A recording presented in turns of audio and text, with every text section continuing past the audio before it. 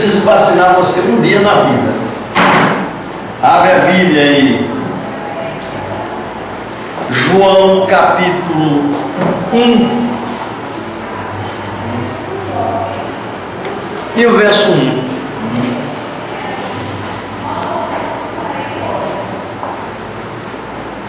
Eu quero fazer porque não se uma coisa é você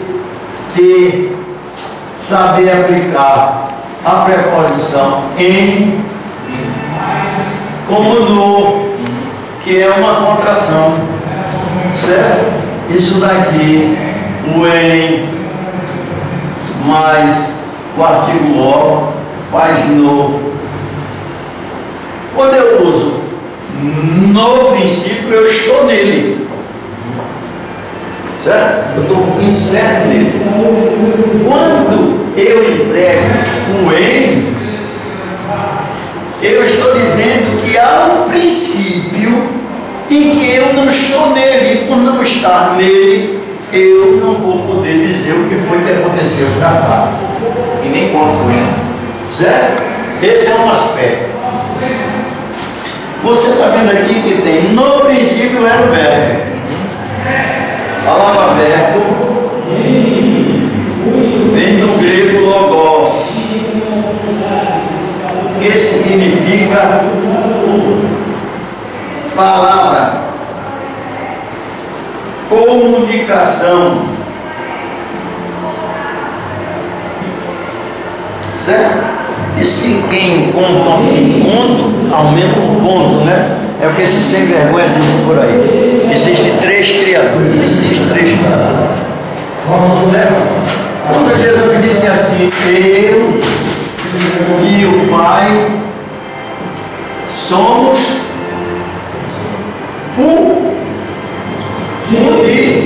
unidade. Mas o Pai é o Pai e o Filho é o Filho. Para evitar que essa possibilidade pudesse ser mistificada, diz aí que no princípio era o verbo. O verbo estava com Deus. Se ele estava com, ele estava com alguém. Tá certo? Pede objeto direto. A relação do português pede objeto direto. Tá certo? Estava com Deus. Aí o texto não fica somente nesse daí, não. Ele ainda diz mais. O verbo era. O verbo era Deus. São dois deuses aqui. Você tem filho? Seu filho é você. Mas seu filho é criado, é educado através do que você faz com ele, da interação que existe entre ele e você. Muito bem. Se o texto ficasse aqui, eu podia ficar no ar, voando. Eu podia ficar voando tranquilamente, mas eu não estou voando. Por quê? Porque o resto do texto diz assim, o verso 2 diz assim, ele estava aí, ele estava no princípio. Ele quem? O verbo estava no princípio. Inclusive essa palavra princípio no hebraico é muito diferente do nosso princípio no português. Então ele diz aqui o seguinte, ele estava no princípio com Deus. Novamente se referindo a uma pessoa, alguém que era Deus e que estava com Deus. Tá certo? Repara só. É como se fosse uma família, né? Como se fosse uma família celestial. Tá certo? Mas não fica aí. Não fica aí. O texto é contundente. E o verso 3.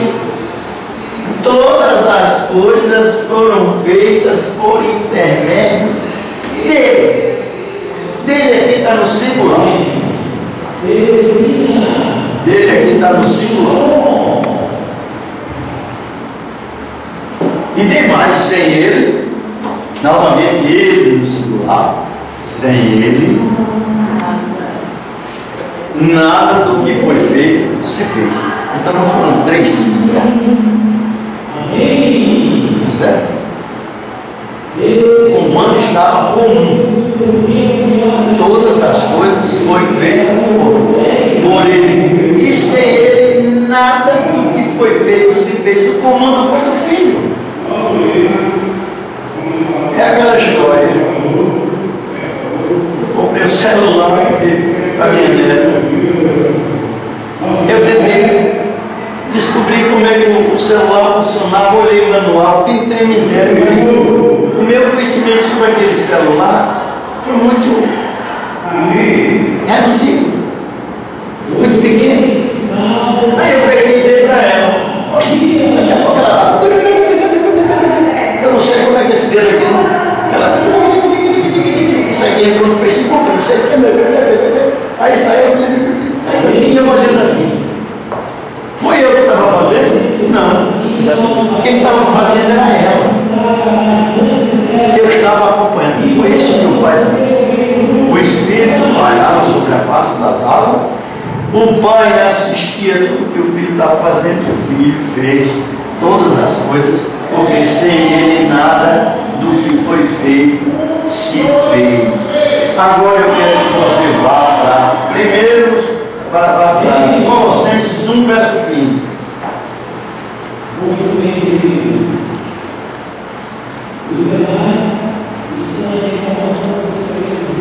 Poxa, se tu não pegar agora, tu não pega mais.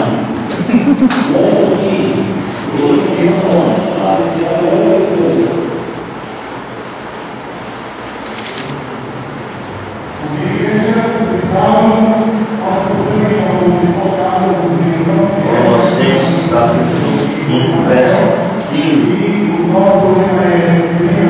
Não, eu quero começar com o verso 3. Nós estamos nos referindo especificamente a ele. E aqui diz assim,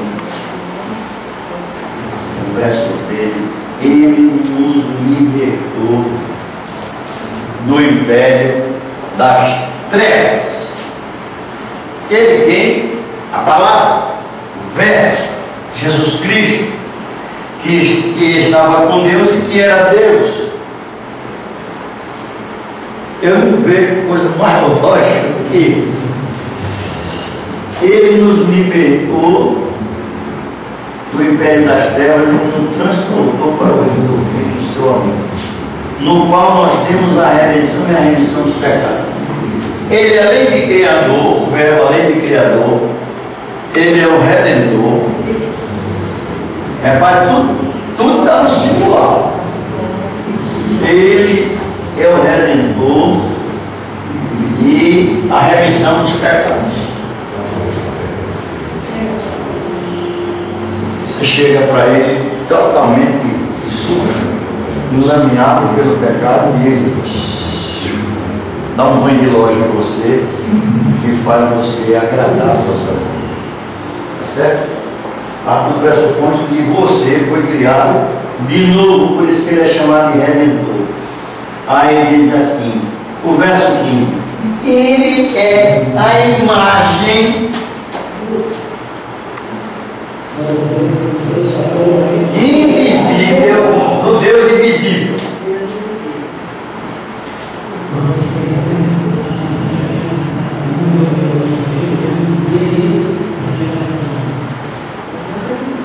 Como eu não posso ver a Deus e eu preciso vê-lo, ele fez com que o Verbo estava com Deus, era Deus, tá certo? A palavra que estava no princípio, o único que estava lá no princípio. Eu digo em princípio, mas ele diz eu estava no princípio. Ele estava lá. Foi ele que fez tudo. Os céus, a terra, o mar, tudo que existe, foi ele que fez. Tá certo? Por isso é que ele é imagem do Deus invisível. Então ele se humanizou, ele se fez carne. Jesus não nasceu por conta da relação sexual de José com Maria. Maria se achou grávida pelo poder do Espírito. Olha aí o intercâmbio dos três. Então, quando Jesus aparece de forma visível para mostrar o Deus invisível, tem uma coisa: o Pai do céu nunca será igual a Jesus. Nunca. Nem querendo. Deus, o Pai, não pode ser nunca igual a Jesus. Nunca. Por quê?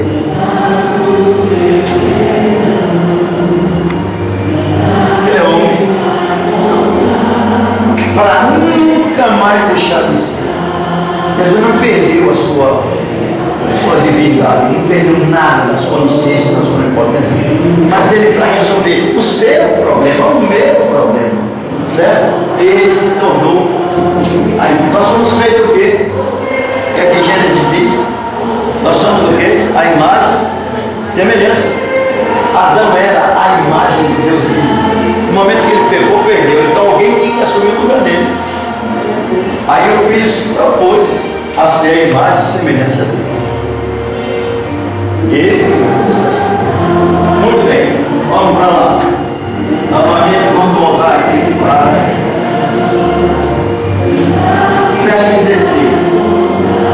Não, verso 15. Ele é a imagem de Deus invisível.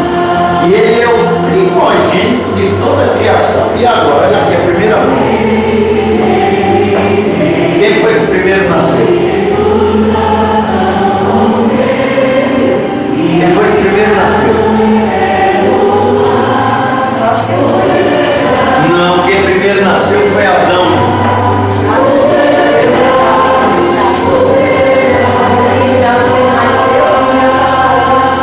Mas aqui está dizendo, viu, que ele é o primogênito de toda a criação.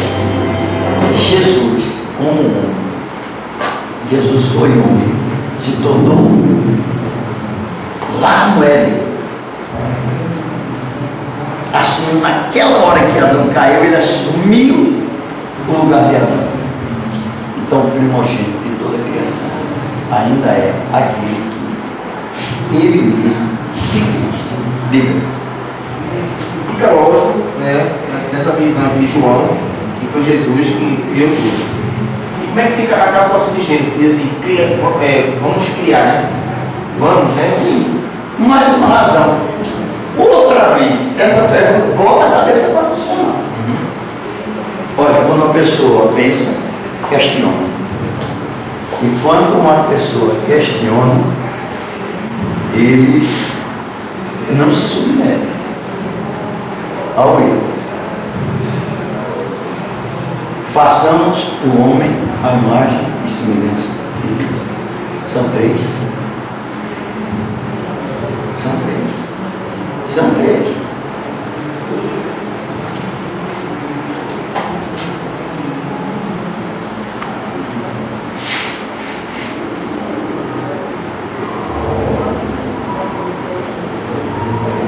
Então, de alguma forma, os três trabalham juntos. Quantos tem em Gênesis 1?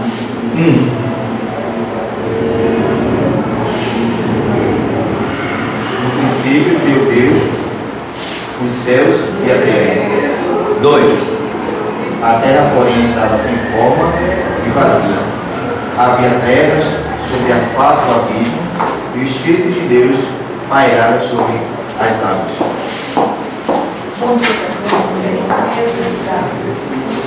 Esse Deus aí, quem são? O Pai, o Filho, o Espírito Santo, os três, quem são? O do verso 1. Meu Deus.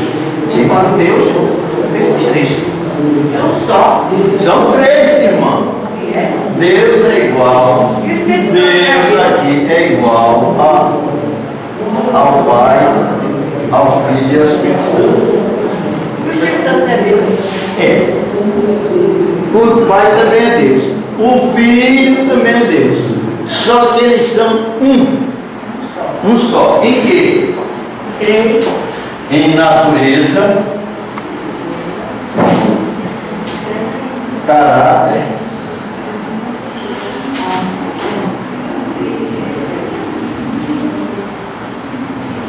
pronto, está aqui.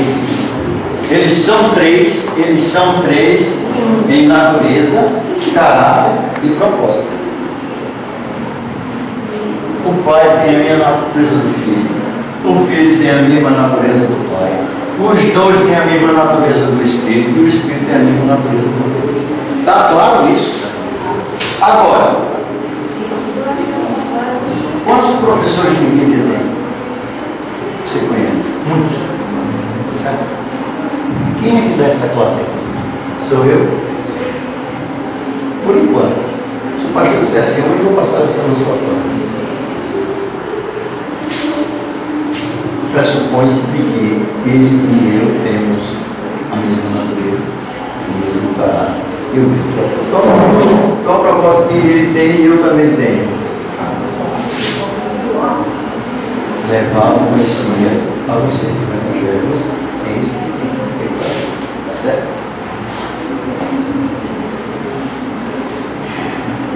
Não, mas eu quero ainda o verso 16. De Colossenses. Lá vem aí o demonstrativo. Nele, no singular. Então, quem foi o executor da criação? Cristo. Que nele, olha o que é que diz aqui. Pois nele foram criadas todas as coisas. Quantos criadores tem? Nele foram criadas todas as coisas. Nos céus, na terra, as visíveis, as invisíveis, sejam tronos, sejam soberanias, quer principados, quer potestades, tudo foi criado por meio dele no singular e para ele também no singular. Mais claro do que isso, eu vou ser sincero.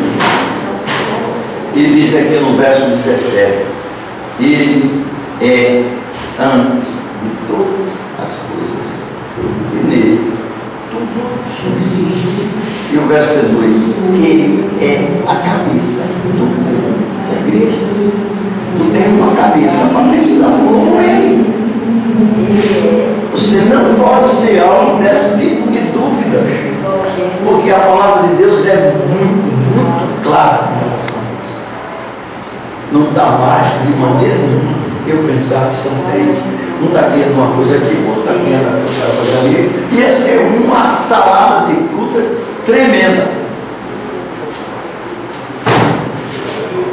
Estou limpando o quintal, lá no quintal. Aí meu neto disse assim: eu vou lhe ajudar.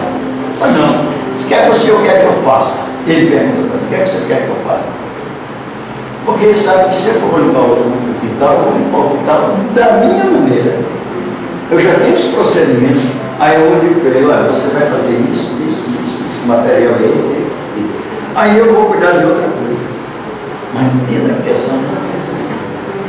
O pai simplesmente ficou assistindo a execução majestosa, o cuidado que ele tem por você. Desde aí eles, a todos os olhos, com todo o funcionamento do seu organismo. Só tinha uma coisa, só teve uma coisa. Jesus não tinha o que você tem e o que eu tenho. Porque Jesus se transformou num único espermatozoide para fecundar no útero de Maria, fazer uma fecundação no útero de Maria, tá certo? Para que ele não tivesse a tendência que você tem e a tendência que eu tenho. Jesus nasceu isento Porque ele precisava provar ao mundo que podia tranquilamente viver sem pecado no mundo de pecado. Da mesma maneira que ele botou a dor no mundo, não teve outra alternativa para botar a dor no mundo, a não ser um ser que não tinha proteção para o pecado.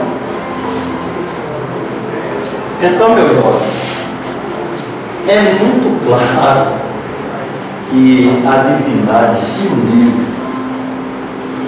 para me fazer tão forte que eu pudesse vencer sem ser vencido pelo pecado. Como eu não pude fazer isso, Cristo veio fazer isso por mim. E então agora eu lanço mão dessa faculdade que se chama fé. Creio que todas as coisas aconteceram dessa maneira lógica, muito lógica, onde a minha fé se fortalece pela certeza das coisas que ainda não chegaram. Ou seja, como a gente tem a mesma natureza de propósito, Deus Pai passou, como eu posso assim, uma autorização para que o filho pudesse fazer aquilo que ele ia fazer. Então, estava no conselho. Bíblia novamente. Bíblia novamente. Vai lá. Efésios capítulo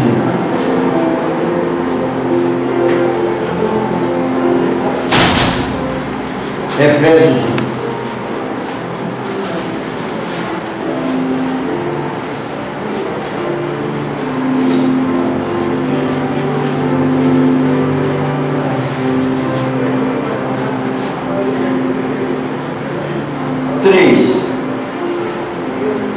Bendito seja o Deus e Pai.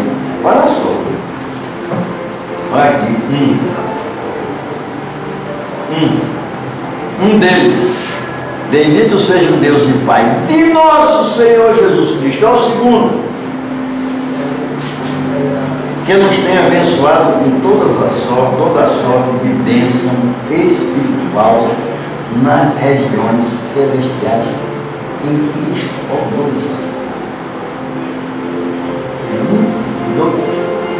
Sempre em função de Cristo. Por quê?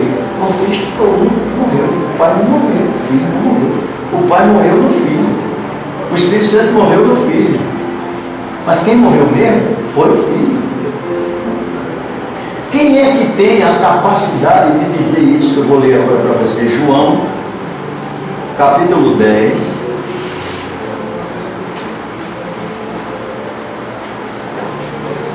Deixa marcado ainda aí Efésios, eu vou voltar para ele.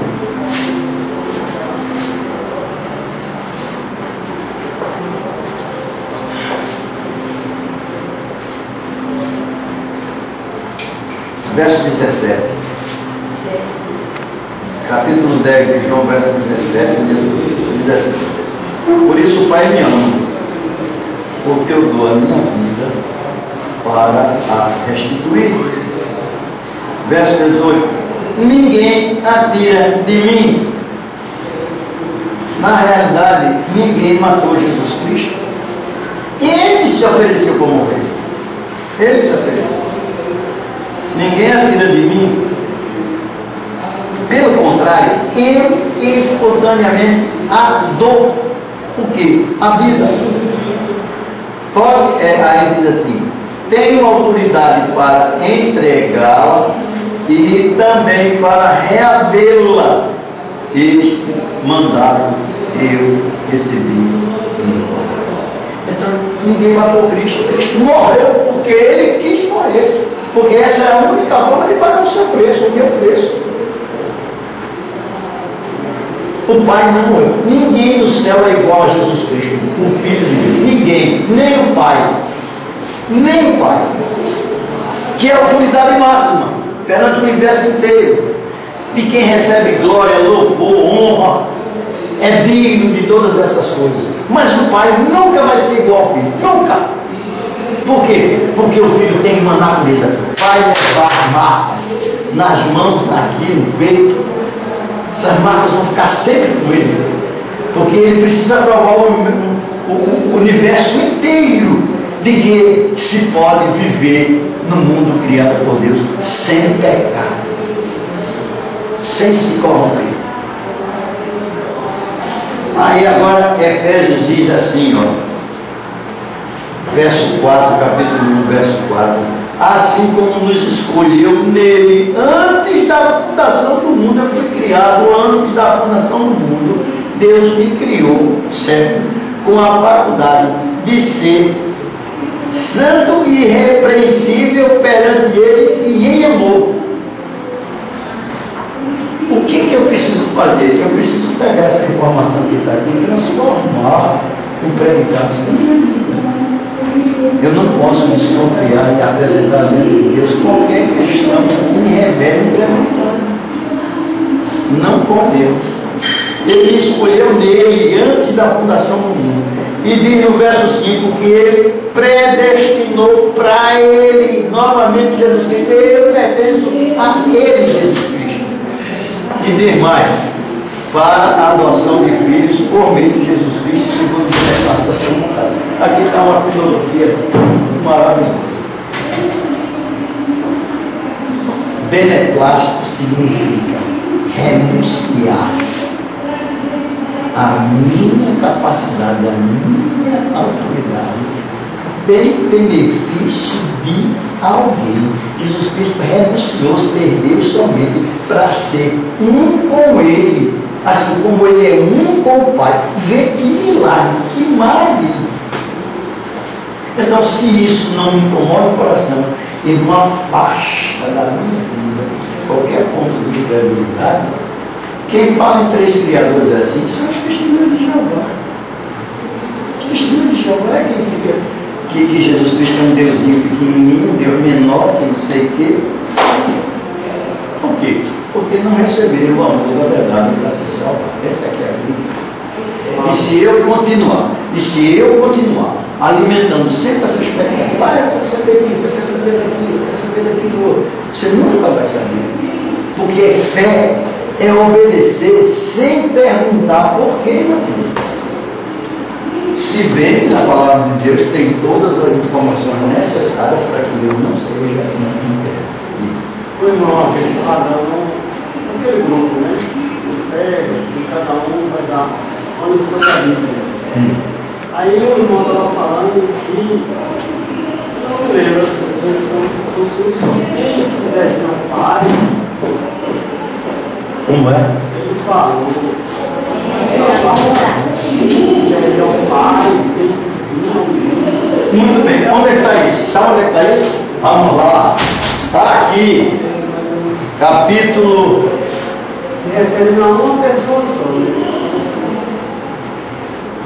14 de João.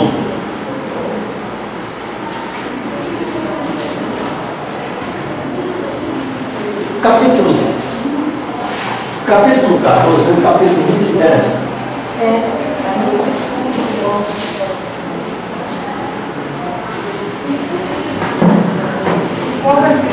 Você sabe como é que eu comparo suas perguntas? O outro aqui do cabelo branco aqui, ele parou de fazer pergunta. Daniel? No dia que eu fui lá e dei uma mutada nele. Porque você tem direito de ter dúvida. Você não pode ter dúvida demonstrando incredulidade perante uma assembleia toda. Porque a dúvida contamina. Se você tiver dúvida dessa jovem aí, certo? Sabe o que é que vai acontecer? Sua amizade por ela vai inevitavelmente você se separar. Não tem como, deixa eu concluir meu raciocínio, não tem como permanecer. Por quê? Porque você tem dúvida. Quem tem dúvida, certo? Quem tem dúvida, está aqui. O irmão de Jesus disse que tem dúvida, Judas 14, o penúltimo livro antes da Bíblia. E eu vou dar o texto, e eu vou voltar para o texto aqui, lá de Judas. Judas 14. Repare como é que Judas, inspirado pelo Espírito Santo, como foi que ele simplesmente comparou essas pessoas. Judas 14. Não, Judas 12.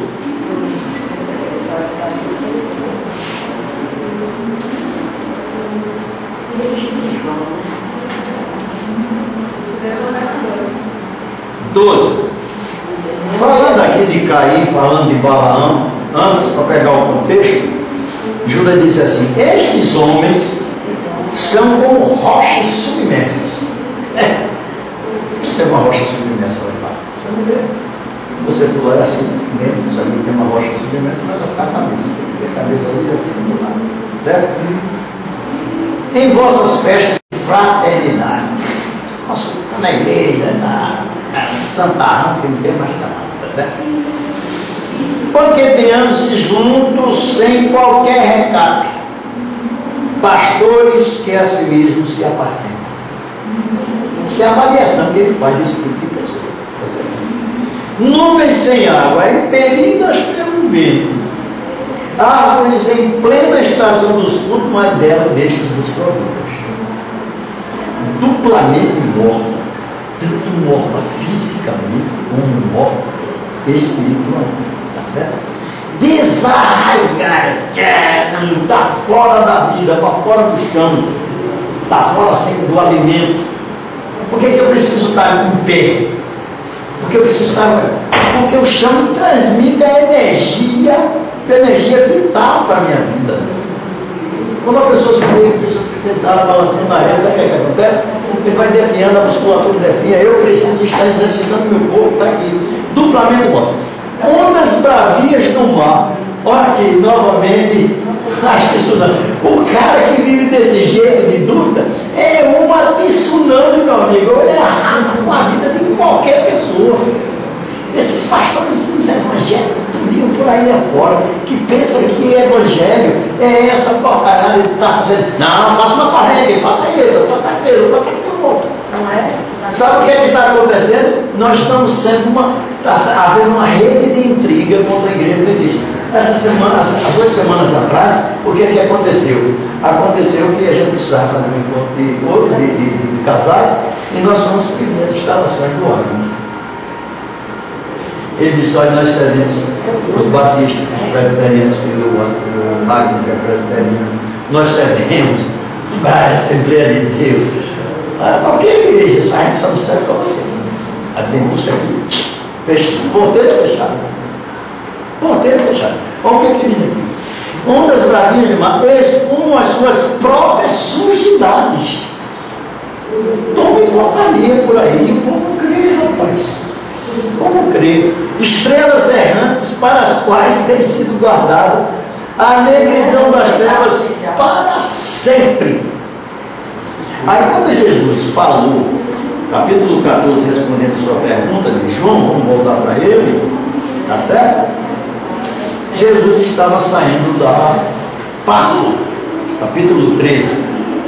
Você lê aí o capítulo 13, você vai ver que Jesus estava saindo da Páscoa. O comida da Páscoa tinha feito a transição, tinha modificado a Páscoa, que se comia na Páscoa um cordeiro assado, com ervas amargas e pão sem fermento, um sanduinha. Era um sanduíchezinho. Eles tinham que sair dos 400 anos do Egito, certo? Tinham que sair com a comida que desse para eles caminhar, se alimentar sem parar, porque eles iam andar muito. O energético. O energético. Então, quando ele termina nisso, que ele dá uma lição de humildade, ele ainda permanece no Senado. E nesse Senado, João escreveu o capítulo 14, 15, 16 e 17. Eram as instruções fundamentais para quem ia ficar sendo seu mestre. E a finalidade da escritura desses 4 capítulos era exatamente dizer: olha, eu vou voltar para o Pai. Mas antes de voltar pelo Pai, eu tenho que fazer o caminho pela cruz.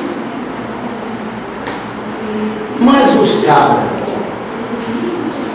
tinham uma mentalidadezinha, uma mentezinha desse tamanho, que o americano chama de short mind.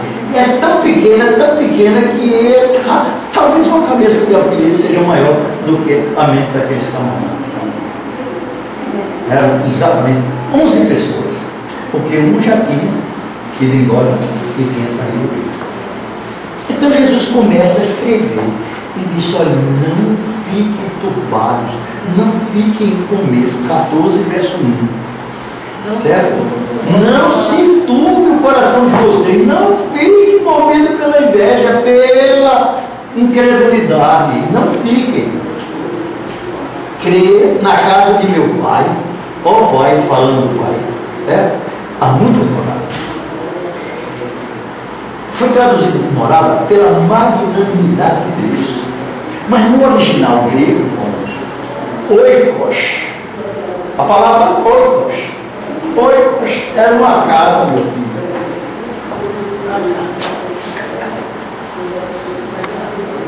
Era uma casa mais ou menos assim. Isso é errado. Aqui é o sul da casa, certo? Aqui tinha uma porta e aqui tinha uma janela. A casa era coberta com palha, fechadinho, certo? E ali dentro morava o pai, a mãe e no mínimo por baixo 5 pessoas, 5 filhos. Sabe quem morava aqui dentro também? O cachorro, as galinhas, para outra ali. Pois é, assim é que era a vida lá na Palestina. Não tem esses casarões, esses casarinhos. Não se falava em prosperidade como você fala hoje. Tá certo? Aqui dentro morava normalmente 7 pessoas. Aqui dentro. E isso daqui se chamava oikos. Oikos era uma casa onde você saía ali para dormir. Porque o resto do dia você passava por aqui, ó, nessa região periférica aqui, trabalhando no campo, fazendo isso. Você tomava banho lá no rio, não tinha água encanada, não tinha luz elétrica, nada, você não tinha nada, certo? Aí, quando esse texto foi escrito aqui, a palavra usada no grego foi oikos, não foi moradas. Sabe o que é que Deus estava querendo dizer? Na casa de meu pai tem muitos oikos, porque morar aqui dentro, dormir aqui dentro, privava-se da intimidade pessoal. Por isso é que na casa do meu pai tem muitos oikos, para poder você estar tão íntimo com ele que você é capaz de dormir na casa dele, viver na casa dele, com boi, com vaca, com tudo que tiver ali. A gente tem que se transportar para viver um momento da época. A gente que está hoje aqui, que tem uma sala bonita como essa, com luz elétrica, com ar-condicionado, ambientalizado, climatizado, não tem ideia do que era viver isso aqui. Aqui não tinha guarda-roupa. Era uma roupa lá pendurada, enxugando, e a outra no corpo. Essa é que era a vida. A vida do povo era desse jeito. E antes dessa perspectiva, vivendo essa consciência que os apóstolos tinham, aí a conversa no capítulo 14 continua. Aí diz assim: quando eu for vos preparar lugar, voltarei e vos levarei para mim, para que onde eu estou, ao singular do verbo, estejais também. Ele estava falando todo mundo, ele queria que todo mundo privasse da intimidade dele. Onde eu estou, eu quero que vocês estejam comigo. Tá certo? Aí vai o cidadão e pergunta para ele assim, repare a situação difícil do cidadão. Aí o cidadão diz assim: e vós sabeis o caminho para onde vou. Olha, Jesus está fazendo uma afirmação. Vocês sabem onde eu estou indo. Tá certo? Aí ele diz o seguinte: vou embora. Eu preciso muito. Disse-lhe Tomé: olha aí o velho Tomé, vou lhe mostrar agora o que você estava perguntando. E respondeu Jesus: Tomé, Senhor, não sabemos para onde vais, como é que vamos saber o caminho? conviveram 3 anos, dia após dia, com Jesus. Você acha difícil isso? Acha difícil? Você é igualzinho a Tomé. Tomé foi aquele que dizia assim: olha, se eu não botar o dedo na mão dele, eu não acredito. Mas eu vou fazer o que eu não pretendo seguir os casos que para falar de algumas coisas importantes. Eu quero que você vá para 16.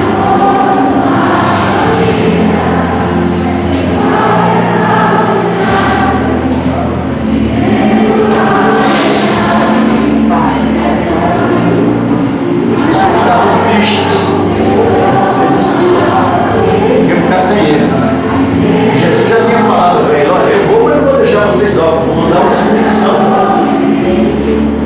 Vocês estão assistindo. O verso 22 diz assim: assim também agora vós tendes tristeza, mas outra vez os verei, o vosso coração se alegrará e a vossa alegria ninguém vai poder tirar. Você, esse texto é a sua cara. Esse daqui, verso 23, é a sua cara. Certo? Naquele dia nada me perguntareis. Em verdade vos digo. Não é. Não é. É o verso 12. Verso 12. É a tua cara. Tenho muita coisa para dizer, mas você não pode suportar.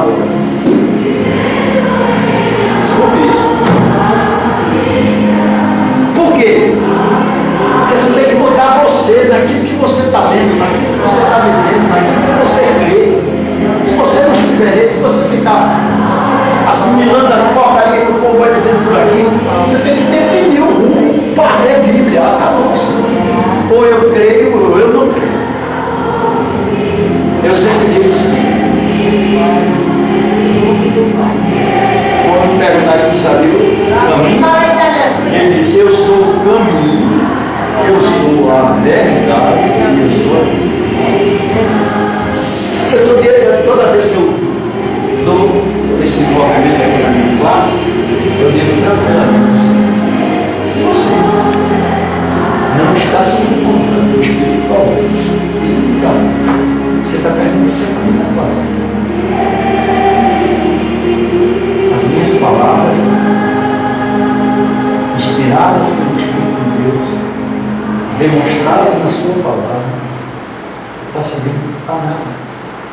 O mundo aí fora tem muita coisa boa para dar. Boa. O pecado é gostoso em todos os sentidos. Só que ele é um veneno, mata sem direito à recuperação. Você não vai ter chance, amando o pecado, você não vai ter chance. O salário do pecado é morte. O inimigo não mente. Não existe mentira absoluta. A mentira absoluta todo mundo é logo. Não é isso, não. Posso saber, quero nem saber. É por isso que o inimigo tem que mixar a verdade com a mentira. É mais verdade do que mentira.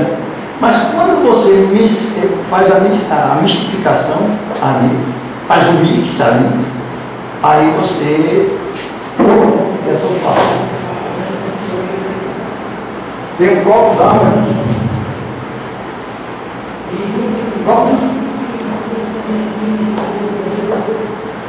Eu fui ali e peguei o copo, enchi com água e pergunto a você: conselho, toma essa água?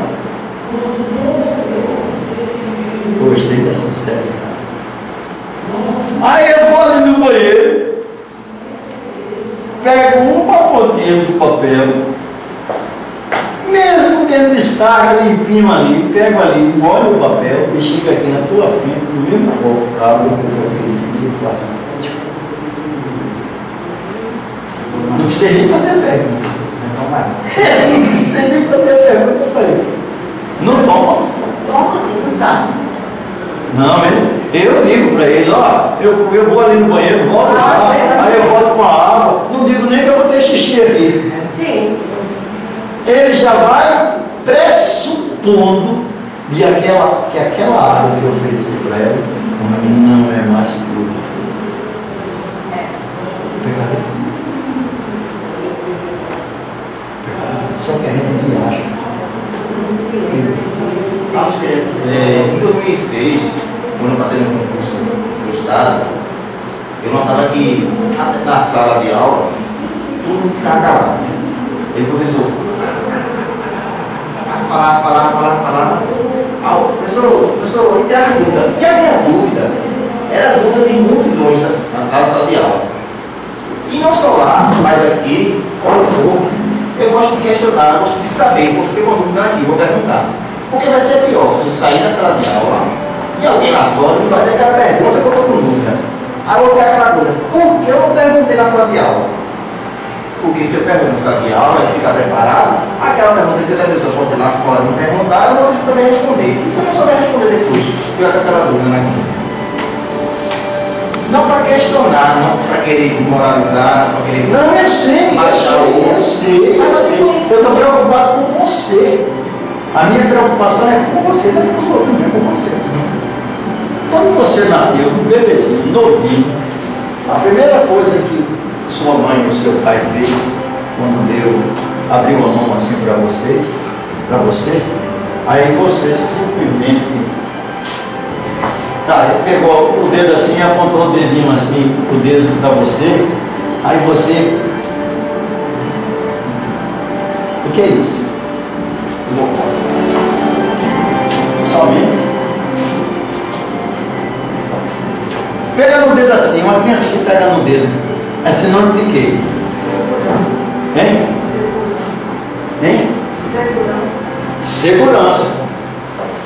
Do ponto de vista positivo, é segurança. Mas do ponto de negativo, é tomar posse. Posse é sinônimo de quê?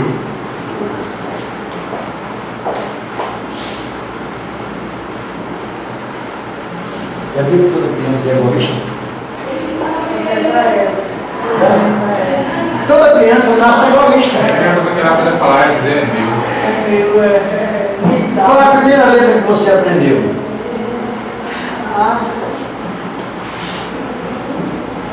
Aí,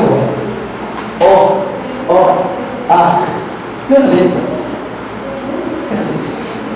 Poxa, você não pensa mais no A, você não pensa mais nesse lugar. Certo? Hoje você tem informações suficientes.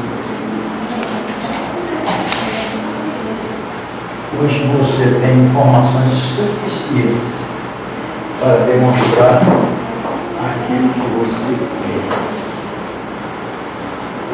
Nunca queira ser mais sábio e justo e bem alegre.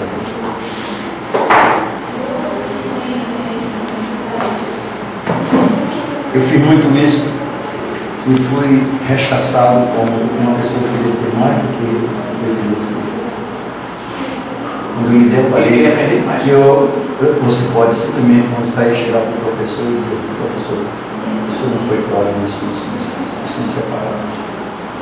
Porque as pessoas não vão tomar a informação que você está pedindo na frente de todo mundo como uma informação que você quer garantir que todos se aproveitem. Nunca faça isso. Eclesiastes 7.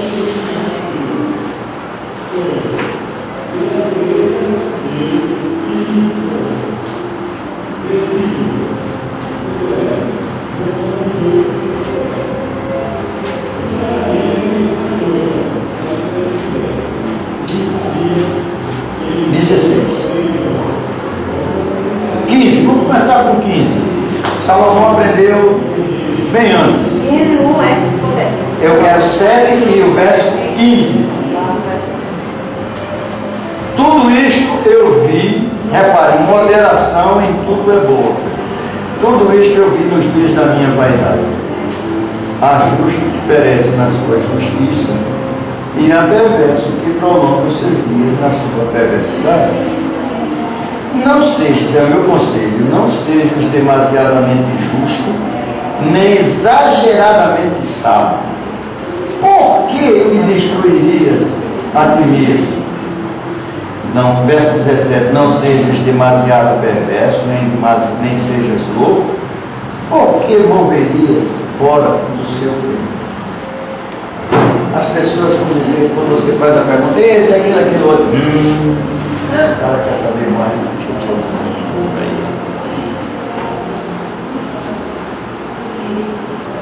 aí. Eu sei da boa índole do seu coração, mas eu convivi com um adulto 10 anos. E eu perguntava a todo mundo, não pede separado, os pastores chegavam aqui, eu 54 anos nessa vida. Chegava aqui e disse, o que você acha disso? A Bíblia diz que Deus é onipotente, onipresente, onipotente, então nunca houve um momento na existência de Deus que ele não soubesse que Lúcifer se revelaria do céu e que eu tinha um medo terrível de alguém lá fora me perguntar isso. Eu que sempre fui professor de Bíblia, então o que é que acontece? Eu ficava naquela angústia, dificuldade de entender isso. E Deus maravilhosamente me mostrou uma circunstância que eu já falei aqui na classe e que você já viu. Então, meu jovem, nunca pense, lembre-se que nós somos pequenininho mais para fazer um quebra-cabeça para Deus. Antes de partir para a inquietude de uma dúvida, que a dúvida razoável é razoável, não é pecado, mas eu alimentar e ficar com essa circunstância, materializando periodicamente, automaticamente, eu vou terminar tentando mentir. E a mentira é aquele copo. Ele aparentemente está aqui, mas fui no banheiro, peguei uma gota de xixi que eu não tenho. Você mesmo disse. Agora que eu estou sabendo que tem o xixi dele, eu não vou tomar esse copo, não vou tomar essa. Por mais cedo que eu escutei. Mas você iria fazer uma pergunta e eu quero ir. Está em João 14. Aí fala que ele estava falando das 3 divindades. Foi um Sim. Aí o irmão teve uma dia aqui e foi grupos. Cada um estava com um grupo dizendo uma doutrina. Aí eu tinha me falado sobre essa parte.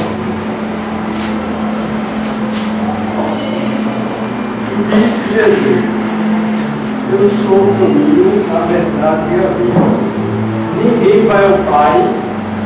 É assim? É. A não ser por mim. Ninguém vem. Ninguém vem ao Pai. Quer dizer que ele está se referindo. Ninguém vem ao Pai. Ele é o caminho, entre ele e o Pai é ele. Porque esse vem está se referindo a ele mesmo, não ao Pai. O irmão está certo? O irmão está certo. O irmão só não fez lhe fazer entender. Vou fazer um vetor aqui que você não vai esquecer mais nunca.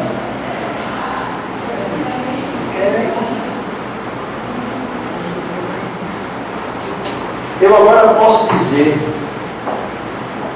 posso dizer, sem sombra de dúvida. 2 minutos só, André.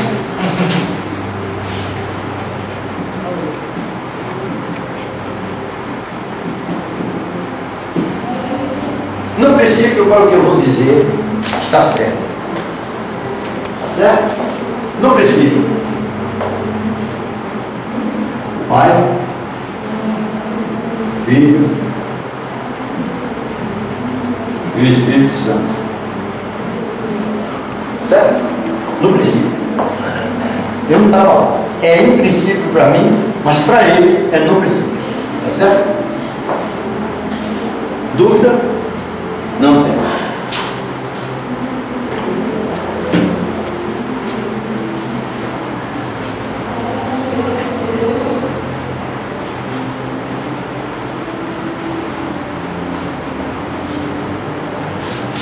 criou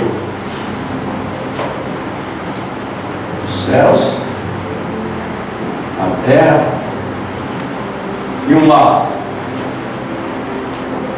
Depois criou o homem. Essa é a hierarquia do céu. Quando diz céus, terra e mar, estrelas do mundo, bilhões e bilhões de estrelas, galáxias, etc, etc, certo? Com base nisso daqui, aí criou Adão, e Adão pegou. Lá na eternidade, ele já sabia que isso ia acontecer. Aí você pergunta assim, por que ele criou tudo? Essa pergunta está fora de sentido, fora de lugar. Eu só poderia fazer essa pergunta se eu, estruturalmente, física, emocional e espiritual, eu fosse igual a eles três.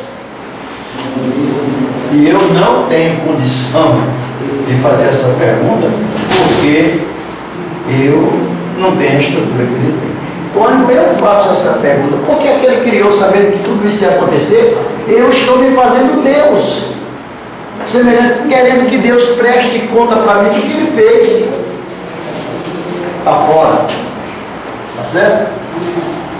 Então o que é que aconteceu? No secreto conselho da vontade dele, que você encontra registrado no capítulo 1 que eu li ainda agora aqui de Efésios, o secreto conselho da vontade dele, o beneplácito da vontade dele, certo? Ele já sabia que tudo isso ia acontecer. Satanás se revelaria no céu e que o homem aceitaria a corte de Lúcifer e o mundo iria em verdade subir. Como resolver essa situação? Foi o que aconteceu. O secreto conselho da vontade deles, o filho disse: olha, eu vou resolver. Eu vou mostrar que é um universo inteiro, que o que se discute no universo é: será que existe um lugar seguro para você viver? Para nunca mais para essa porcaria toda que está acontecendo aí, essa miséria, essa mortandade, certo? Então ele chegou e disse: olha, eu vou fazer o seguinte, eu vou nascer, eu vou ser concomitantemente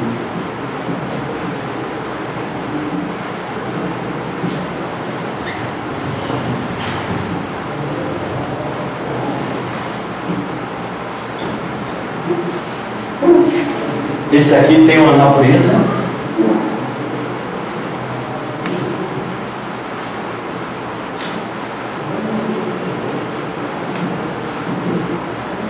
divina, é Deus, tá certo? E eu, aliás, aqui não é filho de Deus, aqui é filho do homem. Com o filho do homem, ele tinha uma natureza humana. Ele tinha uma natureza humana. Foi o que Jesus Cristo fez, mudou a hierarquia do céu. Ele simplesmente saiu dessa posição sem perdê-la, tá certo? Se antecipou para ser isso e ser essa situação. Então, como filho, Jesus tinha duas naturezas: era o Deus homem. E quando chegou a hora, esse que é o caminho, a verdade e a vida. Então, você como homem, com natureza humana, você não tem condição de chegar a Deus. É por isso que nós precisamos exatamente do Filho do Homem, sentindo as mesmas dores, sentindo a mesma necessidade que eu sinto, para que eu tenha acesso ao Pai. Esse é o caminho. O que a Igreja Católica diz? Sem a intercessão de Maria, fica difícil. Muito difícil. Muito difícil. Então, por conta disso, dessa situação aqui,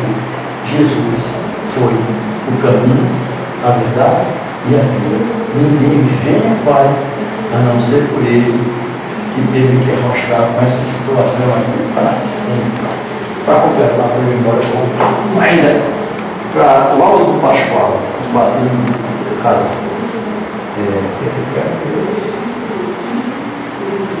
Esqueci a outra coisa. Natureza. Sim, eu quero Zacarias capítulo 13 e o verso 6. Se alguém me disser que feridas são estas nas tuas mãos, ele responderá. Eu gosto muito da tradução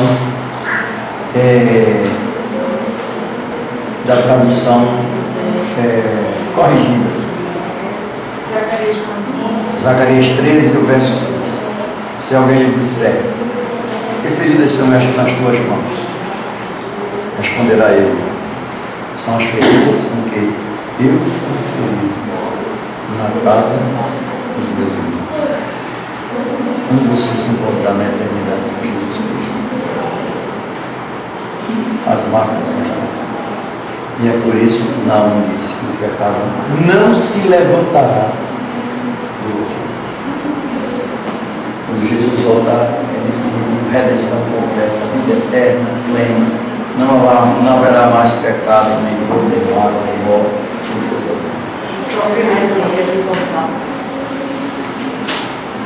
Certo, menino?